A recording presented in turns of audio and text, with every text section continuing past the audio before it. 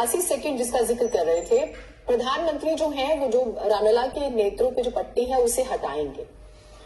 तो एक बार आम जुबान में दर्शकों को प्लीज आप बताइएगा, प्राण प्रतिष्ठा को कैसे समझें?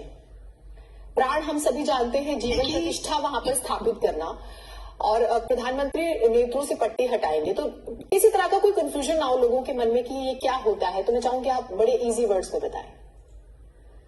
देखिए, प्राण प्रतिष्ठा यानी किसी भी मूर्ति के अंदर प्राण डालना, यानी मूर्ति जब बनकर आती है तो कई लोगों के उसके ऊपर हाथ भी लगे होते हैं, वो मूर्ति तैयार करने में कितने कारीगरों के हाथ लगे होते हैं, फिर लेके आने वालों में, तो उस हिसाब से वो मूर्ति थोड़ी सी अशुद्ध हो जाती है। और कभी भी किसी भी मूर्ति को अगर हम स्थापित करते हैं तो उसकी प्राण प्रतिष्ठा बहुत जरूरी है, और षडोपचार विधि के द्वारा ये प्राण प्रतिष्ठा मूर्ति की जाती है। उसमें प्राण फूके जाते हैं ताकि वो मूर्त रूप में, सजीव रूप में हमारे सामने देवत्व रूप में प्रकट हो और उसमें देवता विराजमान हो। ये है प्राण प्रतिष्ठा का सही तात्पर्य। अब प्राण प्रतिष्ठा में षडोपचार विधि से पूजा होती है। तो देखिए, अब सिस्टमैटिक अगर मैं ढंग आपको बताऊं तो आचमन, आसन, पाद्य, अर्घ्य,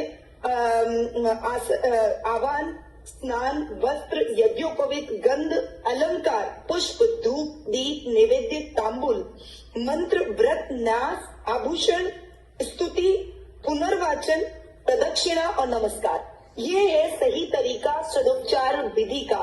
तो इस पूरे विधि विधान से ये प्राण प्रतिष्ठा की जाएगी। 1008 हवन कुंड अयोध्या में बनाए गए और मंत्रों के द्वारा उन हवन कुंडों में आहुतियां दी जाएगी और उस मूर्ति में प्राण फूके जाएंगे ताकि भगवान श्री राम खुद उस मूर्ति में आकर विराजमान हो जाए और हमें आशीर्वाद प्रदान करे। और ये प्राण फूकने पर ही वह मूर्ति चमत्कारिक परिणाम हमें प्रदान करेगी। उसमें देवता विराजमान होंगे, भगवान श्री राम विराजमान होंगे।